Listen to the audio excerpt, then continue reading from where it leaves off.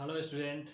तो वादे के अनुसार मैं लेके आ चुका हूँ आपके लिए न्यूटन्स लॉ ऑफ मोशन का टॉपिक सर्कुलर मोशन, जो कि दिख रहा है आपके बोर्ड पे।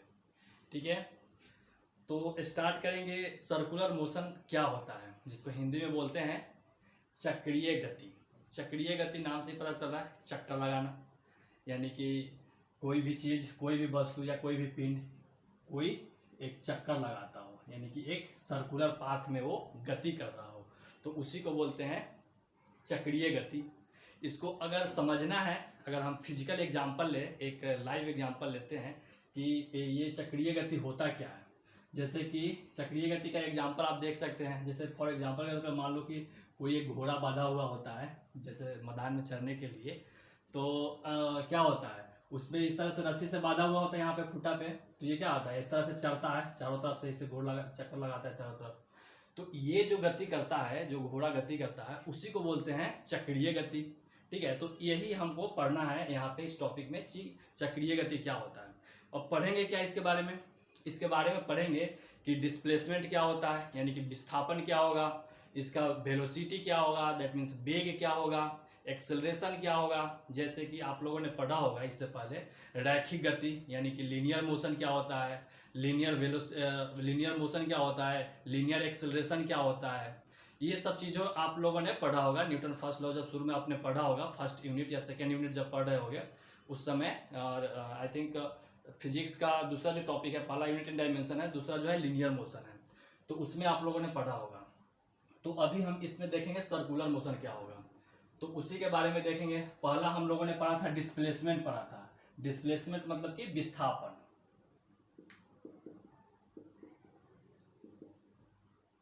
डिस्प्लेसमेंट, जिसको लीनियर डिस्प्लेसमेंट जो होता है, इसको हिंदी में लिखते हैं विस्थापन। हिंदी में इसको लिखते हैं विस्थापन, जिसको स्मॉल एस से सूचित करते हैं।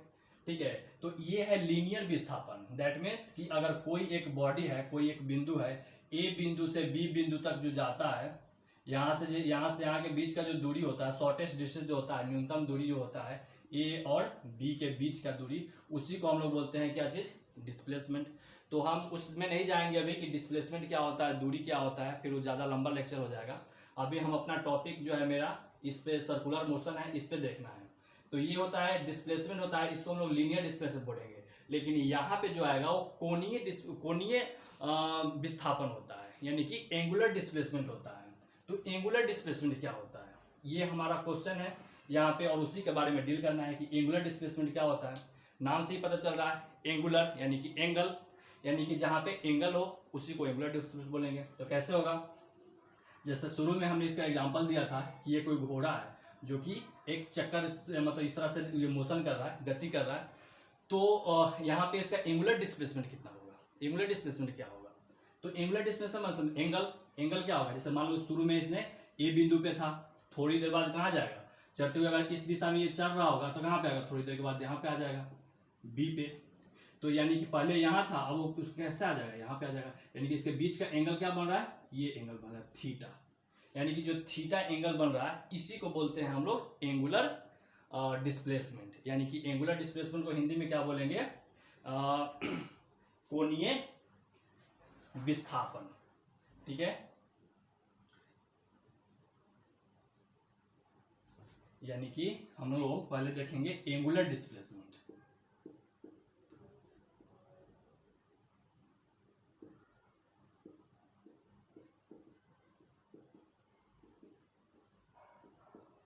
एंगुलर डिस्प्लेसमेंट जिसको किससे लिखेंगे, थीटा से। ये थीटा होता है। ठीक है, तो ये थीटा क्या होगा, यही है एंगुलर डिस्प्लेसमेंट। तो इसको एंगुलर डिस्प्लेसमेंट, और ये जो दूरी तय कर रहा है यहां से यहां तक जो होता है उसको बोलते हैं एस होता है वो, यानी कि यही है लीनियर डिस्प्लेसमेंट। ये हो जाएगा आपका एंगुलर डिस्प्लेसमेंट और ये हो जाएगा आपका लीनियर डिस्प्लेसमेंट। ठीक है, तो अब ये लीनियर डिस्प्लेसमेंट के बारे में थोड़ा सा जान लेते हैं कि क्या होता है। तो लीनियर डिस्प्लेसमेंट जो होता है ये एक सदिश राशि होता है। थीटा क्या होता है, थीटा जो होता है एक वेक्टर क्वांटिटी होता है। वेक्टर क्वांटिटी, यानी कि हिंदी में आप लोग लिख लेना, हिंदी में क्या बोलते हैं इसको, सदिश राशि। हम लिखेंगे यहाँ पे इंग्लिश में, लेकिन उसको हम हिंदी में बता देंगे कि हिंदी में इसका क्या होगा। एंगुलर डिस्प्लेसमेंट हिंदी में इसको बोलते हैं कोणीय विस्थापन, इंग्लिश में एंगुलर एंगुलर, ये है थीटा क्या है, एक वेक्टर क्वांटिटी है, ठीक है। तो वेक्टर क्वांटिटी होता है तो हम लोग जानते हैं वेक्टर क्वांटिटी मतलब क्या होता है कि उसमें परिणाम वो होता है और दिशा होता है। तो ये तो है, ठीक है, वेक्टर क्वांटिटी है थीटा, तो इसका दिशा किधर होगा, तो इसका दिशा ये किस टाइप का होता है, ये होता है एक्सियल वेक्टर होता है। एक्सियल वेक्टर कहने का मतलब होता है कि ये एक्सिस के अलॉन्ग होगा इसका डायरेक्शन। दैट मीन्स कि अगर ये इधर की तरफ मोशन कर रहा है, ये जो है इधर की तरफ मोशन करेगा, तो इस डिस्प्लेसमेंट का दिशा किधर होगा, ये तो है एक वेक्टर क्वांटिटी है, तो इसका दिशा किधर होगा, तो ये एक्सियल होगा, यानी कि इसके एक्सिस के अलॉन्ग होगा, यानी कि ये तो या तो इसका बाहर होगा, ये बाहर साइड होगा या फिर अंदर साइड में होगा, यही इसका एंगल दिशा होगा। तो फिर अब प्रश्न उठता है कि भाई इसको फिर दिशा कैसे निकालेंगे, इसका दिशा कैसे निकालेंगे, कैसे पता चलेगा कि ये इधर चल रहा है तो इसकी दिशा बाहर होगा, बाहर के साइड होगा या अंदर के साइड होगा, कैसे पता चलेगा। तो इसके लिए हम यूज करते हैं कौन सा, क्या यूज करते हैं, राइट थंब रूल यूज करते हैं, right thumb rule, right thumb rule, right thumb rule के नियम हम लोग उपयोग करते हैं। फिर राइट थंब रूल होता क्या है, तो राइट थंब रूल मतलब राइट मतलब दाहिना हाथ का नियम इसको बोलते हैं। दाहिना हाथ के नियम से हम इसका डायरेक्शन का पता करते हैं, यानी कि दिशा का पता करते हैं कि इसका इस एंगुलर डिस्प्लेसमेंट का दिशा किधर होगा। तो अब इसका दिशा निकालने के लिए हमको पहले दाहिना हाथ लेना पड़ेगा, और दाहिना हाथ में कैसे करेंगे, ये जो होगा, ये जो आगे जो चारों जो दर्जनी उंगली है, इसको हम लोग जिस दिशा में ये गति करता है उस दिशा में रखते हैं, और ये जो अंगूठा का दिशा होता है, थंब का जो दिशा होता है, ये डायरेक्शन का दिशा होता है। तो देखते हैं कैसे करते हैं, जैसे ये किधर चल रहा है, ये आगे की तरफ जाता है, इसको हम ऐसे करेंगे, ऐसे, अंगूठा किधर आ रहा है, बाहर की तरफ, इसका मतलब क्या है, ये बाहर की तरफ आ रहा है, यानी कि इसको हम पता कर लिए कि इसका इस जो एंगुलर डिस्प्लेसमेंट है इसका, ये इसका दिशा किधर होगा, बाहर की तरफ, कैसे, दाहिने हाथ से, इस तरह से, तो ये बाहर की तरफ आ रहा है। अगर मान लीजिए कि ये इसका दिशा किधर होता, इस तरह से होता, क्लॉकवाइज अगर होता तो कैसे करते, तो ऐसे करते हैं, ये कैसे जा रहा है, ऐसे जा रहा है, यानी कि ऐसे आ रहा है, इसका मतलब क्या है, ये नीचे के इधर से दबा रहा है, ये उंगली दर्जनी की किधर जा रहा है, इसके डायरेक्शन की तरफ इधर, तो अंगूठा किधर जा रहा है, अंदर, बोर्ड के अंदर की तरफ, यानी कि अगर ये इस दिशा में जाएगा, क्लॉकवाइज में घूमेगा, तो किधर होगा इसका डायरेक्शन, इसका अंदर की तरफ। अगर ये इधर की तरफ जा रहा है तो इसका डायरेक्शन किधर होगा, बाहर की तरफ। ये हम लोग इसको डायरेक्शन पता करते हैं, इसका डायरेक्शन कैसे निकलेगा। तो हमने डायरेक्शन पता कर लिया, अब देखते हैं थीटा के बारे में कुछ और देखते हैं। थीटा कैसा क्वांटिटी होता है, तो इसका यूनिट होता है, यूनिट क्या होता है इसका यूनिट 2 होता है। थीटा का जो यूनिट होता है वो 2 होता है। कौन कौन होता है भाई, थीटा आप लोगों को देखा होगा, 2 यूनिट होता है इसका, एक होता है डिग्री और एक होता है रेडियन। एक रेडियन होता है और एक डिग्री होता है, और रेडियन को हम लोग बोलते हैं एसआई यूनिट, यानी कि ये एसआई मात्रक है। रेडियन जो है वो एसआई मात्रक है। और आप लोगों ने मैथ में पढ़ा होगा डिग्री को रेडियन में कैसे कन्वर्ट करते हैं और रेडियन को डिग्री में कैसे कन्वर्ट करते हैं, जो कि आप लोगों ने पढ़ा होगा कि पाई इक्वल टू 180, यानी कि पाई रेडियन इक्वल टू कितना होता है, 180 डिग्री, ये होता है। तो यहाँ से आप रेडियन और डिग्री में आप कन्वर्जन करते हैं, यानी कि डिग्री में दिया होता है रेडियन में होगा तो इसमें करते हैं। तो ये जो थीटा है इसका यूनिट क्या हो जाएगा, यूनिट हो जाएगा या तो डिग्री होगा या फिर रेडियन होगा, लेकिन ऐसा यूनिट क्या होगा, ऐसा यूनिट रेडियन होगा, ठीक है। तो ये रेडियन यहाँ पे हमने डिग्री निकाल लिए। लेकिन तीसरी बात अगर ये देखते हैं, इसका हमें यूनिट तो पता चल गया थीटा का, लेकिन अगर हम इसका बोले डायमेंशन क्या होता है, डायमेंशन अगर निकालना चाहेंगे तो डायमेंशन क्या निकलेगा, डायमेंशन देखते हैं, इधर देखते हैं डायमेंशन, डायमेंशन मतलब बीमा, डायमेंशन मतलब बीमा। जो फर्स्ट चैप्टर है फिजिक्स का 11th का, क्या है यूनिट एंड डायमेंशन, तो उस हिसाब से इसका डायमेंशन निकालेंगे तो ये डायमेंशन लेस होता है, यानी कि यूनिट लेस होता है। ये कैसा होता है, ये डायमेंशन लेस होता है, यानी कि ये डायमेंशन लेस होता है। मतलब कि क्या होगा, ये m के पावर 0, l के पावर 0 और t के पावर 0। तो इसको याद ये रखना है कि जो एंगुलर डिस्प्लेसमेंट है ये किस तरह का क्वांटिटी है, इसका यूनिट तो है बट इसका डायमेंशन नहीं है। जनरली क्या होता है, जनरली ये होता है कि जिसका यूनिट होता है उसका डायमेंशन भी निकालते हैं हम लोग। डायमेंशन कैसे निकालते हैं, डायमेंशन निकालते हैं, जो यूनिट होता है उसी हिसाब से हम उसका डायमेंशन निकालते हैं। लेकिन ये याद रखने वाली बात है, और ये क्वेश्चन पूछता भी है खासकर एग्जाम में कि इसका पूछ देगा कि एंगुलर वेलोसिटी, एंगुलर डिस्प्लेसमेंट का ये बीमा क्या होगा, तो इसको क्या लिखेंगे, बीमाहीन लिखेंगे, या फिर ये लिख सकते हैं, ये लिखते हैं हम लोग।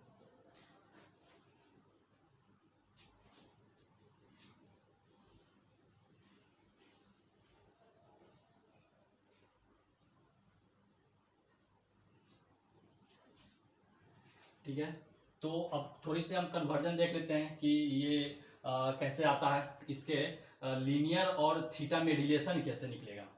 हमने तो देख लिया कि ये थीटा क्या होता है, इसके बारे में जान लिया कि ये थीटा क्या होता है, ये एक यूनिट लेस क्वांटिटी होता है, यूनिट इसका होता है बट डायमेंशन लेस क्वांटिटी होता है, इसका बीमा देख लिया। उसके बाद अब देखते हैं कि रिलेशन बिटवीन लीनियर डिस्प्लेसमेंट और एंगुलर डिस्प्लेसमेंट, इन दोनों में रिलेशन कैसे निकालेंगे वो देखते हैं।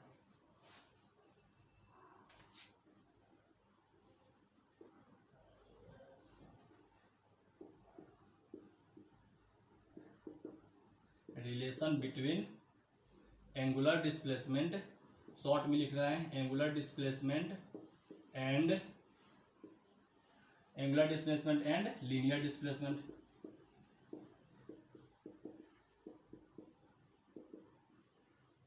मतलब क्या होगा, मतलब ये होगा कि लीनियर डिस्प्लेसमेंट मतलब कि रैखिक विस्थापन, और एंगुलर डिस्प्लेसमेंट मतलब कि एंगुलर कोणीय विस्थापन, कोणीय विस्थापन और रैखिक विस्थापन में संबंध कैसा होगा ये देखते हैं। तो देखिए क्या हो रहा है, ये मान लीजिए कि ये जो है कोई एक चक्कर लगा रहा है, एक चक्कर अगर लगाएगा, ये जो घोड़ा है, यहाँ पे हमने घोड़ा को बैठा रखा है, ये घोड़ा यहाँ से चक्कर लगा रहा है, एक चक्कर लगाएगा तो एक चक्कर में कितना कोण बनाएगा, अगर एक चक्कर लगा रहा है, एक चक्कर लगाएगा,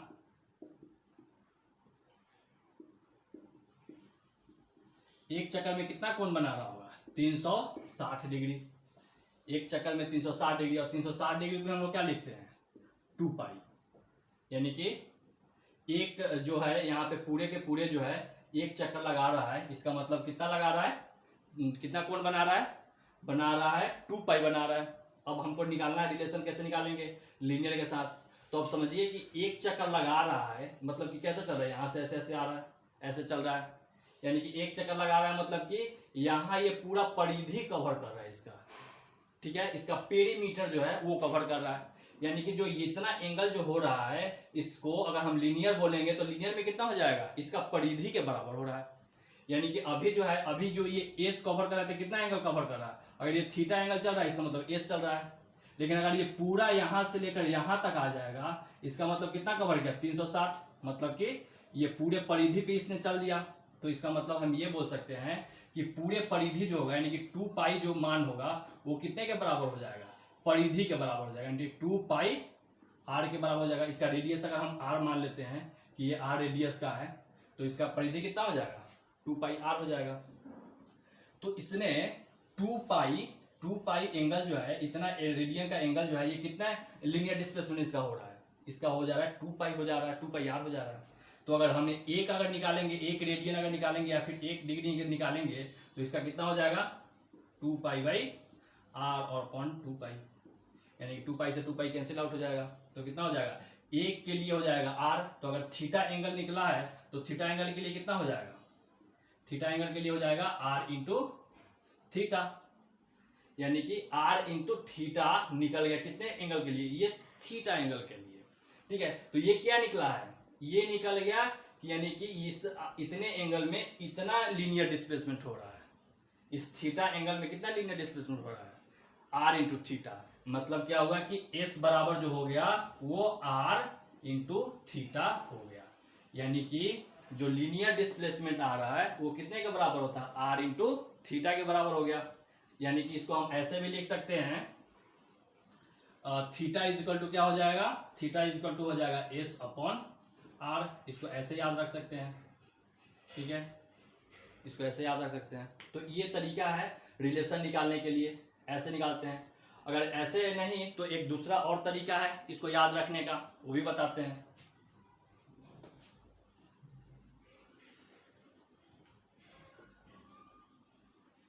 अभी इसको याद रखिए, कितना आया है theta is equal to S upon R, ये होता है, ये हमारा रिजल्ट निकला है, ये theta is equal to S upon R. अगर ये ऐसे नहीं समझ में आ रहा है तो आपने पढ़ा होगा, ये मैथमेटिक्स में पढ़ा होगा। मैथमेटिक्स में क्या पढ़ते हैं, अकॉर्डिंग मैथमेटिक्स में मैथ्स के अनुसार से मैथ में एक फार्मूला पढ़ा होगा, क्या चीज, कि थीटा जो होता है, थीटा इज इक्वल टू जो होता है आर्क लेंथ, आर्क लेंथ और अपॉन रेडियस होता है। आर्क लेंथ मतलब क्या होता है, चाप की लंबाई, चाप की लंबाई और बटा त्रिज्या, ये होता है। इसने आपने ये चीज आपने मैथ में पढ़ा होगा, तो यहां से भी हम रिलेशन निकाल सकते हैं, यानी कि थीटा इक्वल टू क्या हो जाएगा, यही तो होता है चाप की लंबाई, यहां से यहां तक का जो होता है वही क्या होता है, चाप की लंबाई होता है। तो चाप की लंबाई कितना है, एस, और रेडियस कितना है, आर। तो लो यहां से भी निकल सकता है, तो जैसे याद रखना है वैसे आप याद रख सकते हो, या तो आप ऐसे याद रखना है तो ऐसे याद रखो, या फिर ऐसे याद रखना है तो ऐसे याद रख सकते हो। दोनों तरीके से बता दिया। तो ये हमने निकाल दिया, ये इसका रिलेशन निकाल दिया किसके बीच में, angular displacement and linear displacement के बीच में ये रिलेशन आ गया। इसको याद रखना बहुत ही ये उपयोगी है।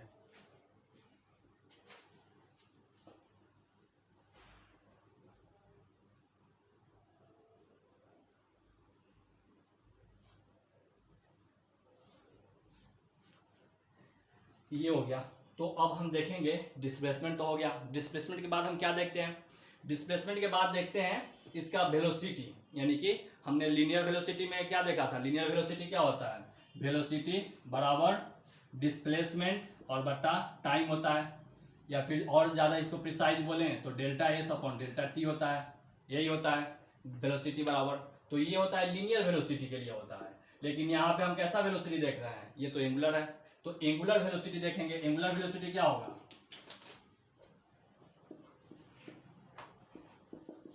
एंगुलर वेलोसिटी को ओमेगा से लिखते हैं, ओमेगा से सूचित करते हैं एंगुलर वेलोसिटी को। तो थोड़ा एंगुलर वेलोसिटी के बारे में भी देख लेते हैं, ये क्या होता है, इसका यूनिट क्या होता है, यूनिट एंड डायमेंशन क्या होता है, इसका बीमा क्या होता है, ये भी थोड़ा सा देख लेते हैं। पहले एंगुलर वेलोसिटी को इंग्लिश हिंदी में क्या बोलेंगे, हिंदी में इसको बोलते हैं कोणीय, एंगुलर वेलोसिटी कोणीय वेग बोलते हैं, इसको हिंदी में बोलते हैं। तो इसका पहले यूनिट देखते हैं, या फिर इसको यूनिट देखते हैं क्या होता है, यूनिट ऑफ एंगुलर वेलोसिटी,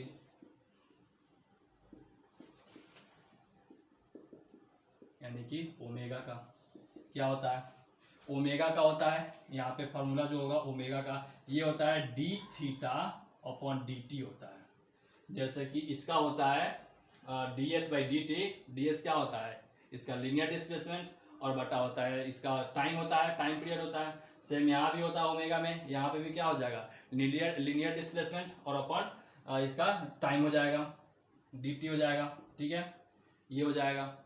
यानी कि ये है डिस्प्लेसमेंट होगा, एंगुलर डिस्प्लेसमेंट और ये टाइम।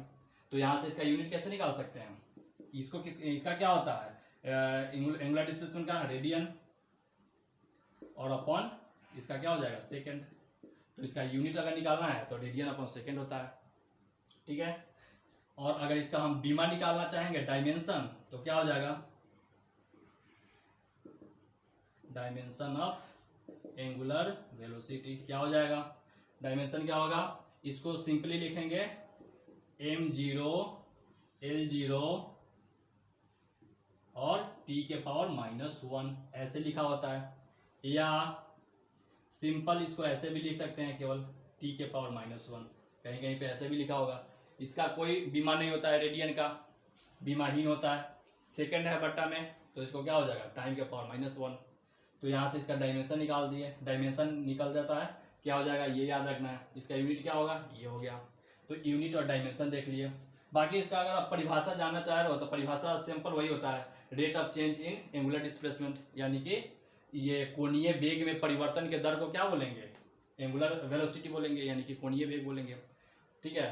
तो ये इसका परिभाषा होता है। परिभाषा आप लोग बुक से लिख सकते हैं, इसलिए मैं लिखवा नहीं रहा हूँ, लिखवाने में ज़्यादा समय लगेगा।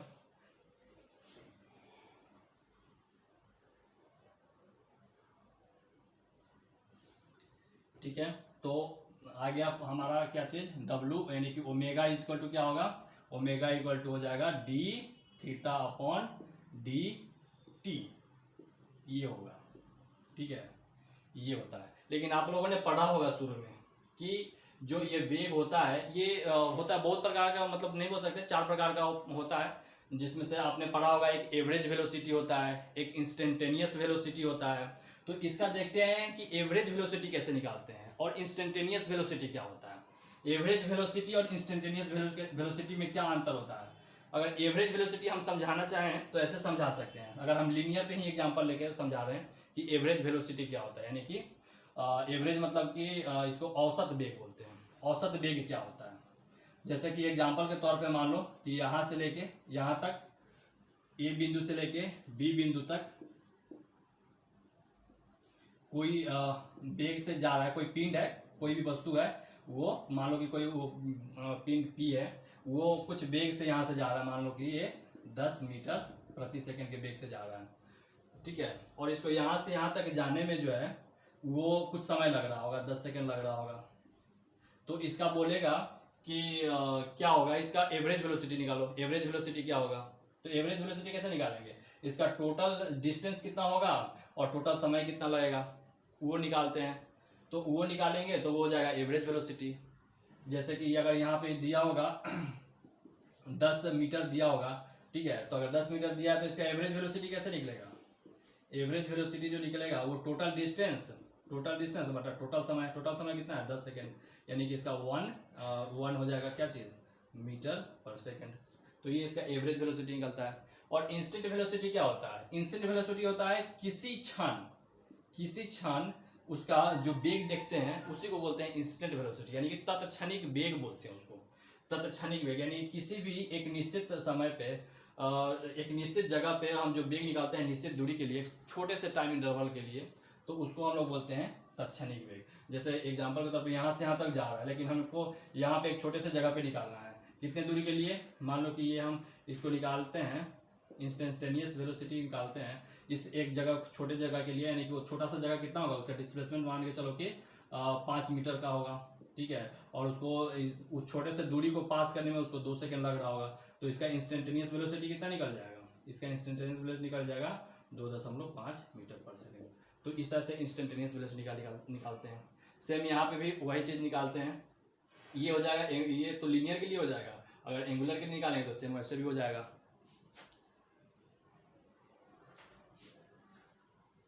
अगर इसका एग्जांपल अगर हम ऐसे एग्जांपल लेते हैं, जैसे मान लो कि हमें पटना से दिल्ली आना है, ठीक है, तो पटना से दिल्ली आना है, तो अगर ट्रेन से हम आ रहे हैं, एग्जांपल के तौर पर ट्रेन लेते हैं, तो ट्रेन पटना से दिल्ली चलती है, तो जरूरी नहीं है कि पटना से दिल्ली चलते हुए ट्रेन जो है एक ही स्पीड से चलता है, कभी ज़्यादा स्पीड हो जाता है, कभी कम स्पीड हो जाता है, ठीक है।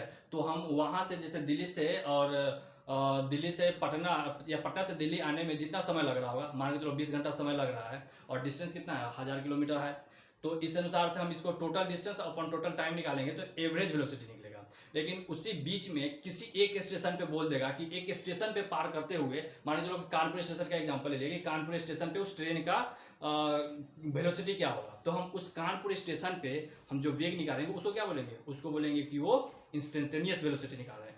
यानी कि कानपुर स्टेशन का कुछ लंबाई होगा, मान के चलते हैं कि कानपुर स्टेशन पे गाड़ी नहीं रुकी है, चली रही है, तो कानपुर स्टेशन पे कुछ दूरी होगी और उस स्टेशन को पार करने में कुछ सेकंड लगा होगा और उसका कुछ दूरी होगा, तो उसका जो भाग देके देखेंगे तो वहाँ पे जो आएगा उसको हम बोलेंगे इंस्टेंटेनियस वेलोसिटी निकल जाएगा। तो ये आप समझ गए होंगे बहुत ही अच्छी तरीके से इंस्टेंटेनियस वेलोसिटी क्या होता है और एवरेज वेलोसिटी क्या होता है। तो एवरेज वेलोसिटी में हम लोग डेल्टा का यूज करते हैं, यानी कि delta S upon delta T, ठीक है। यहाँ पे एवरेज वेलोसिटी जहाँ भी होगा तो क्या हो जाएगा delta S upon delta T. लेकिन अगर हम इंस्टेंटेनियस का बात करेंगे तो यहाँ पे क्या हो जाएगा, डेल्टा की जगह पे डी हो जाता है, ठीक है। अगर हम इसी को लिखेंगे, ये इंस्टेंटेनियस वेलोसिटी अगर होगा तो ये क्या हो जाएगा, ये हो जाएगा ds बटा dt होता है, ठीक है। जहाँ पे dt क्या होता है, बहुत ही शॉर्ट होता है, short interval,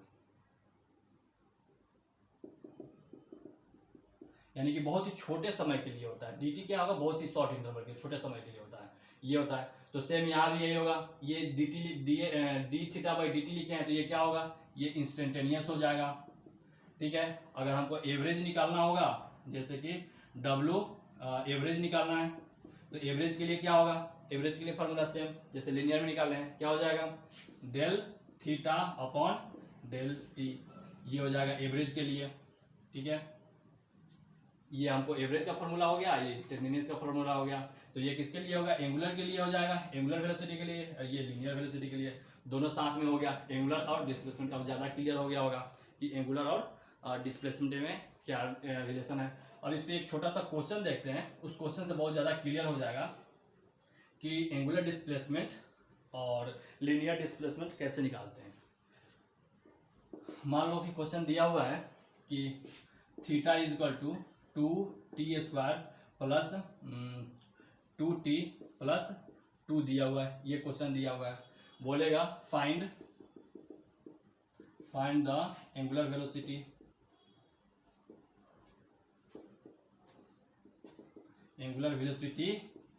in 2 minutes, in 2 seconds and at 2 seconds,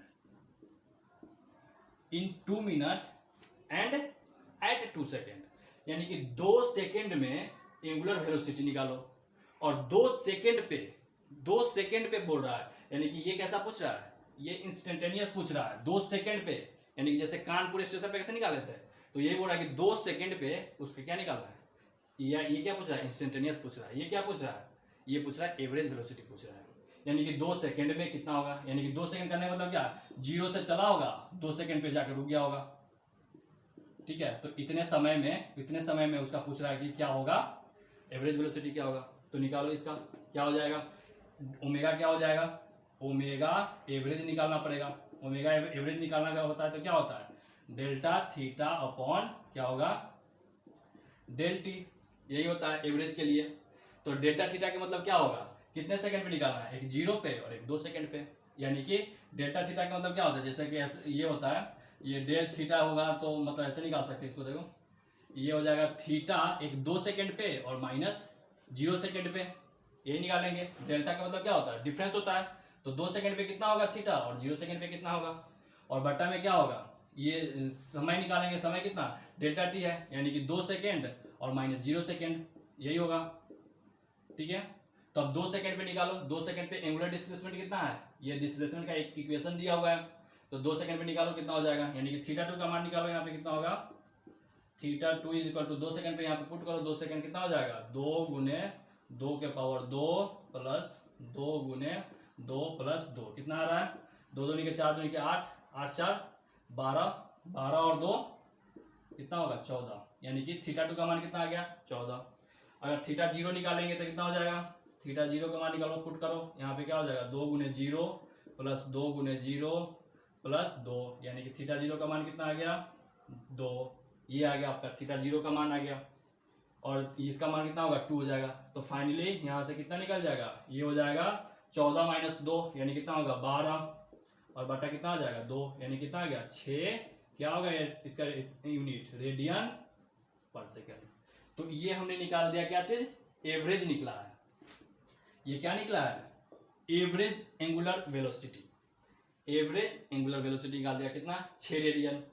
अब बोला है कि इसका इंस्टेंटेनियस वेलोसिटी भी निकालो, कितने सेकंड पे, 2 सेकंड पे, वो भी देखते हैं, वो भी कैसे निकालते हैं।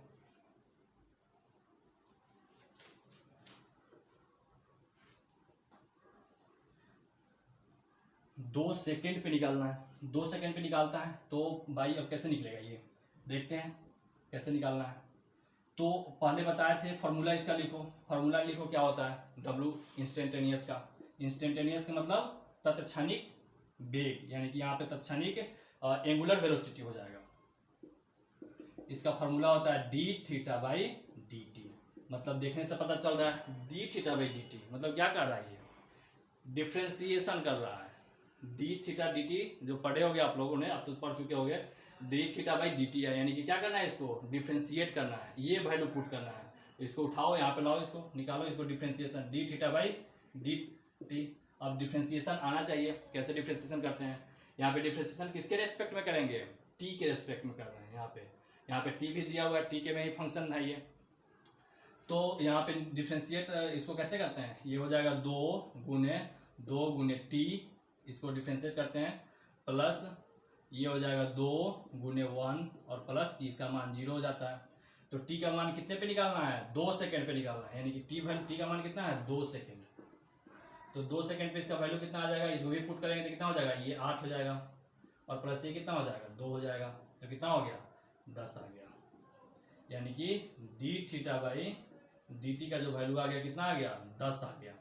यहाँ पे पुट कर दो 10, यानी कि कितना आ जाएगा डी थीटा बाई का मान ये आ जाएगा 10 रेडियन पर सेकेंड। तो ये आपका इंस्टेंटेनियस वेलोसिटी भी निकल गया। D theta by D T का मान डायरेक्ट यहाँ से आ गया 10, तो ये कितना आ जाएगा 10 रेडियन पर सेकेंड। तो यहाँ पे हमने निकाल दिया इसका इंस्टेंटेनियस वेलोसिटी और एवरेज वेलोसिटी। अब पता चल गया कि ये इन बोलेगा, इसका मतलब क्या है कि 2 सेकेंड में निकालना है और ये 2 सेकेंड पे निकालना है, जो कि पहले ऑलरेडी हमने एग्जांपल दे दिया था, तो उससे बहुत ही क्लियरली समझ में आ गया होगा।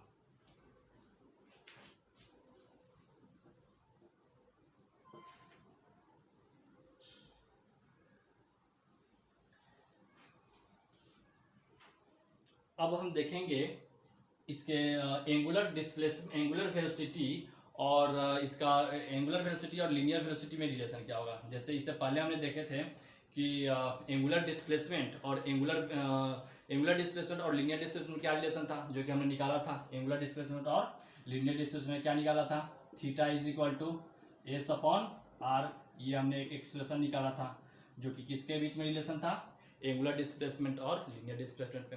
अब हमको निकालना है रिलेशन बिटवीन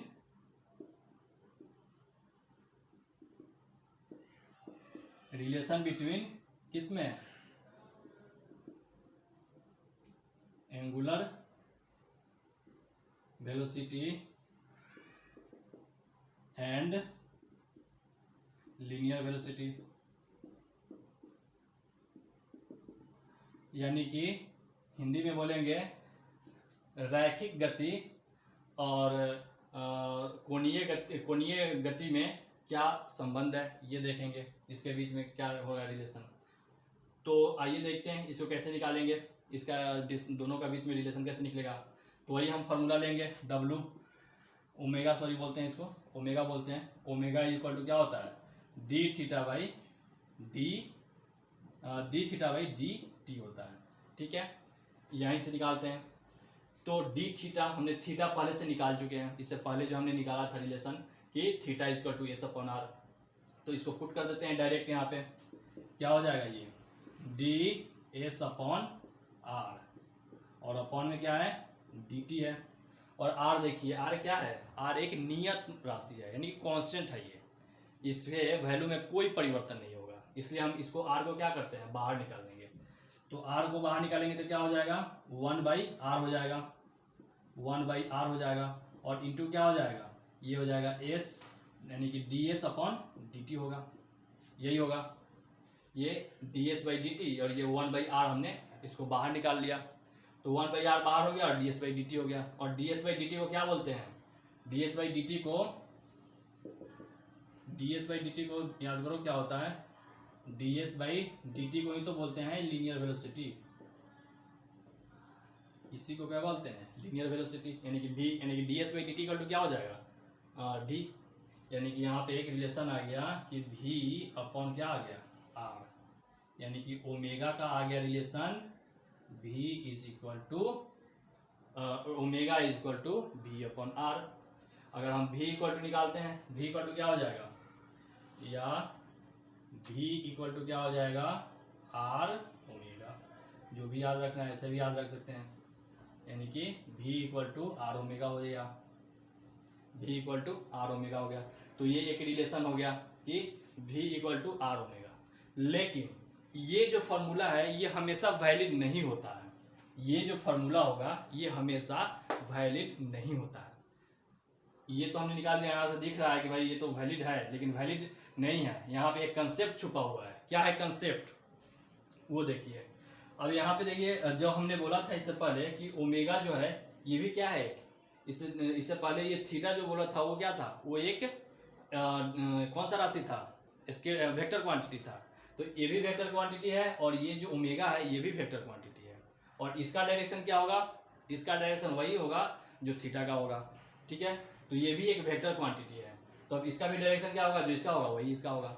लेकिन यहाँ पे जो अगर हम बात करते हैं कि ये रिलेशन जो है ये फेल हो जाता है कहीं कहीं पे, अब वो कहाँ पे फेल होगा वो आगे अभी देखेंगे।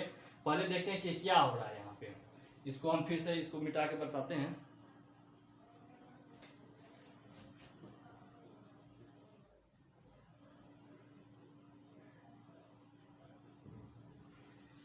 होता क्या है एक्चुअली में, ये जो लीनियर वेलोसिटी और एंगुलर वेलोसिटी में रिलेशन जब निकालते हैं तो हो क्या रहा है, देखिए ये सर्कुलर पाथ में कोई भी बॉडी मोशन करेगा तो क्या होगा, बहुत ही जबरदस्त बन गया फोटो। ये एंगुलर, ये जो है ये क्या है, ये रेडियस आर है, और यहाँ से यहाँ इस पे जो भी यहाँ पे हमने घोड़ा का लिया था, घोड़ा यहाँ पे अपना घास अगर नहीं मिलेगा तो क्या करेगा, दौड़ता जाएगा। तो यहाँ पे ये ओमेगा से जाता है, ये ओमेगा होता है इसका, यहाँ पे जो भी रहेगा, जो भी बॉडी रहेगा उसका जो वेग होगा वो ओमेगा से जाता है। इस पे जो चक्कर लगाएगा तो ओमेगा से लगाएगा। लेकिन हमेशा जो है यहाँ पे अगर लीनियर वेलोसिटी बोलेंगे तो लीनियर वेलोसिटी क्या होता है, इसके टेंजेंशियल होता है, यानी कि इसका ये होता है, v का डायरेक्शन ये होता है। अगर यहाँ पे पूछा जाए, यहाँ पे पूछा जाए तो यहाँ पे v का डायरेक्शन क्या होगा, ये होगा v। अगर यहाँ पे होगा तो क्या हो जाएगा, यहाँ पे इसके टेंजेंट होता है इस तरह से, यानी कि इसके स्पर्श रेखा बोलते हैं इसको, स्पर्श होता है किसके और ये परपेंडिकुलर भी होता है, किसके परपेंडिकुलर होता है, इस रेडियस के परपेंडिकुलर। हमेशा जहां भी देखो ये क्या हो रहा है, परपेंडिकुलर, ये क्या होगा परपेंडिकुलर, ये क्या हो रहा है परपेंडिकुलर, हमेशा जो है ये परपेंडिकुलर होता है। यानी कि जो हमने अभी रिलेशन निकाला था omega equal to v upon क्या था r, तो ये फार्मूला, तो सर्कुलर मोशन में कोई गति कर रहा है तो ये फार्मूला वैलिड होता है। ये वैलिड होता है किसके लिए, फॉर सर्कुलर मोशन। अब आप बोलोगे कि जब सर्कुलर मोशन होगा तभी तो एंगुलर डिस्प्लेसमेंट होगा या कुछ भी होगा, लेकिन ये जरूरी नहीं है। हमेशा कोई अगर बॉडी अगर एक सर्कल में मूव कर रहा है तो इसका मतलब है कि उसी में हमेशा एंगुलर वेलोसिटी नहीं होगा। अभी दिखा रहे हैं कि अगर लीनियर मोशन कोई एक बॉडी कर रहा है उसके बावजूद भी उसमें हम एंगुलर डिस्प्लेसमेंट निकाल सकते हैं, ठीक है, वो देखते हैं। तो पहले ये देखें ये क्या हो रहा है, ये वैल्यू कब होगा, जब ये सर्कुलर मोशन में होगा। मतलब ये जो भी होगा वो हमेशा कैसा होगा, परपेंडिकुलर डिस्टेंस होगा, किसके, इस रेडियस के, इस रेडियस के हमेशा परपेंडिकुलर होगा कौन, भी, तभी जाके ये फॉर्मूला अप्लाई होगा। तो इसलिए हम इस सर्कल के लिए यहाँ पे ये परपेंडिकुलर नहीं लिखते हैं, क्यों, क्योंकि ये सर्कल में अगर जो है, यानी कि सर्कल में जो मूव कर रहा है तो ये हमेशा क्या हो रहा है, हमेशा ये परपेंडिकुलर ही रहेगा, कभी भी नहीं होगा आर और भी के बीच में, कभी भी ऐसा नहीं होगा कि ये 90 डिग्री नहीं बनाएगा, कहीं भी रहे हमेशा क्या होगा, इसके बीच में 90 डिग्री का कोण बनते रहेगा। इसीलिए ये जो है यहाँ पे हम परपेंडिकुलर नहीं लिखते हैं।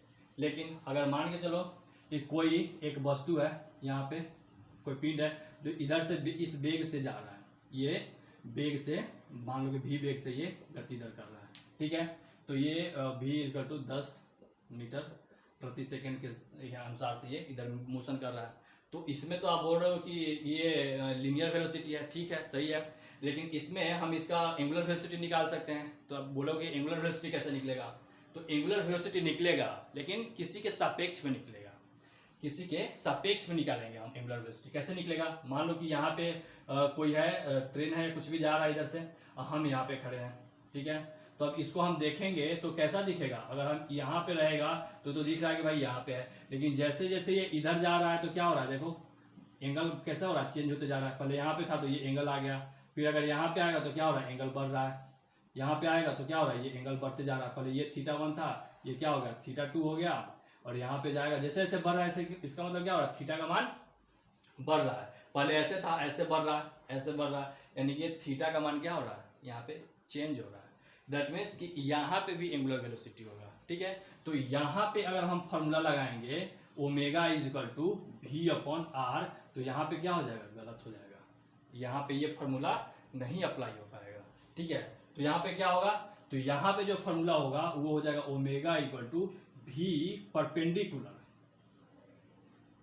अपॉन आर होगा, ठीक है। यहाँ पे ये फॉर्मूला सही होगा, ठीक है।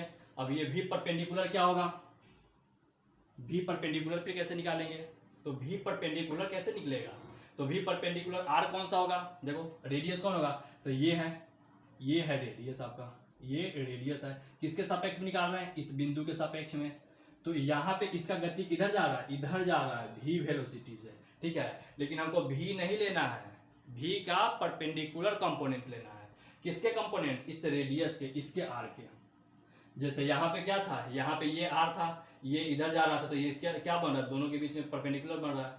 तो यहाँ पे हमको देखो, यहाँ पे क्या बन रहा है, यहाँ पे कुछ कोण बन रहा है, यहाँ पे 90 डिग्री का कोण नहीं बन रहा है। इसका मतलब ये भी जो है यहाँ पे नहीं आएगा, इसका परपेंडिकुलर डिस्टेंस आएगा। परपेंडिकुलर डिस्टेंस कैसे निकलेगा, देखो निकालते हैं इसका।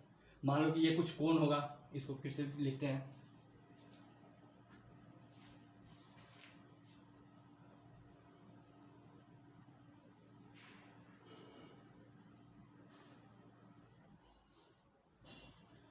एग्जाम्पल लिया था, जैसे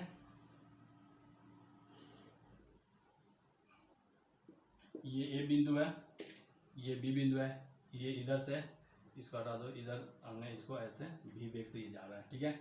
भी का मान हमने ले लिया, मान लो कि ये 10 मीटर प्रति सेकंड के वेग से जा रहा है, ठीक है। और कोई ऑब्जर्वर है, कोई प्रेक्षक है जो यहाँ पे देख रहा है, वो बिंदु पे बैठा हुआ है। तो अगर ये यहाँ पे रहता तो क्या होता है, यहाँ पे होता, लेकिन ये कहाँ चला गया, यहाँ पे चला जा रहा है, भी वेग से कंटिन्यू जा रहा है। तो कंटिन्यू जा रहा है तो इसका कुछ ना कुछ एंगल बन रहा होगा, ये कोण बन रहा होगा, ठीक है। ये कोण मान लो कि कितना डिग्री है, 37 डिग्री है, ठीक है। 37 डिग्री का कोण बन रहा है। तो यहाँ पे इसका कौन सा लेंगे, ये परपेंडिकुलर डिस्टेंस लेंगे। परपेंडिकुलर वाला जो कंपोनेंट होगा ना, वो होगा, देखो इसके बीच में क्या हो रहा है, ये 90 डिग्री का कोण बन रहा है। तो ये वाला जो कंपोनेंट टूटेगा वही इसके परपेंडिकुलर हो रहा है, इस रेडियस के। तो यहाँ पे जो ओमेगा अगर हम निकालना चाहेंगे तो ओमेगा इक्वल टू क्या होगा, भी परपेंडिकुलर अपॉन आर। तो यही वाला होगा क्या, भी परपेंडिकुलर, ठीक है। तो ये भी परपेंडिकुलर निकलेगा कैसे भाई, तो ये 37 डिग्री है, ठीक है। तो ये कितना है, ये 90 डिग्री है, तो ये कितना हो जाएगा, जोड़ के बताओ, 53। तो ये कितना है, 90 है, तो ये भी कितना हो जाएगा, 37 हो जाएगा। तो अब इसको हम आगे बढ़ाएंगे इस तरह से, ठीक है। इसको आगे बढ़ा दिए तो हमको किसको कंपोनेंट तोड़ना है, इसी भी का कंपोनेंट तोड़ना है, इस भी का कंपोनेंट तोड़ना है। तो इस भी का और आगे बढ़ा दो, क्लियर समझ में आएगा। ये भी वेग से जा रहा है, तो इस भी का कंपोनेंट कैसे तोड़ते हैं कंपोनेंट, जैसे मान लो कि ये है, इसके बीच में ये आर होता है, तो जिसके साथ एंगल थीटा होता है, उधर क्या होता है, ये अगर आर है तो ये क्या होता है, भी कॉस थीटा, और इधर वाला कंपोनेंट क्या हो जाता है, भी साइन थीटा, ठीक। यहाँ पे भी वैसे टूटेगा। ये एंगल कितना है, साइन, यहाँ पे क्या है, 37 डिग्री है, तो इधर वाला कंपोनेंट हो जाएगा, क्या हो जाएगा, भी, ये हो जाएगा कंपोनेंट भी कॉस कितना, 37, और इसके परपेंडिकुलर ये है, तो ये क्या हो जाएगा, भी साइन 37, ये हो जाएगा, ठीक है। तो अब हम पहले एक चीज बता चुके हैं कि अगर मान लो कि ऐसे कोई एंगल दिया हुआ है, इसके राइट एंगल ट्रेंगल कोई अगर है, और इसके बीच में ये 37 डिग्री होता है, तो ये एंगल कितना होता है, ये कितना होता है, 3, ये कितना होता है, 4, ये कितना होता है, 5, तो ये कितना हो जाएगा, 3, ये कितना हो जाएगा, 5, ये कितना होगा, 4। यानी कि यहाँ से हम निकाल सकते हैं, ये कॉस भी कितना हो जाएगा, भी कॉस 37 डिग्री है, ठीक है। तो ये पहले ऑलरेडी बताया हुआ है। तो अब निकाल लो, अब ओमेगा इक्वल टू क्या हो जाएगा, ये भी परपेंडिकुलर कितना आ जाएगा, ये हो जाएगा भी कॉस 37, और बट्टा कितना हो जाएगा, आर। तो भी कॉस को, भी के मान कितना है, 10 है। कॉस 37 का मान कितना हो जाएगा, कॉस थीटा बराबर क्या होता है, यही है कॉस 37, कॉस थीटा बराबर b/h। b क्या है, b है 3, h कितना है 5, तो क्या हो जाएगा 3/5, और बट्टा क्या हो जाएगा, r कितना है 5, तो ये 5 हो गया, 1 8 2 कितना हो गया 2, यानी कि कितना आ रहा है 6/5। इसका मतलब क्या होगा 1.6110, यानी कि इतना हो जाएगा। ये क्या होगा, रेडियन पर सेकेंड। तो ये आ गया आपका, ये पूरा निकल गया, ठीक है। अभी इस पे और क्वेश्चन करेंगे, तब तक इतने के लिए थैंक यू। अगर कोई क्वेश्चन हो तो आप कमेंट में लिख सकते हैं, कोई क्वेरी हो तो। Thank you.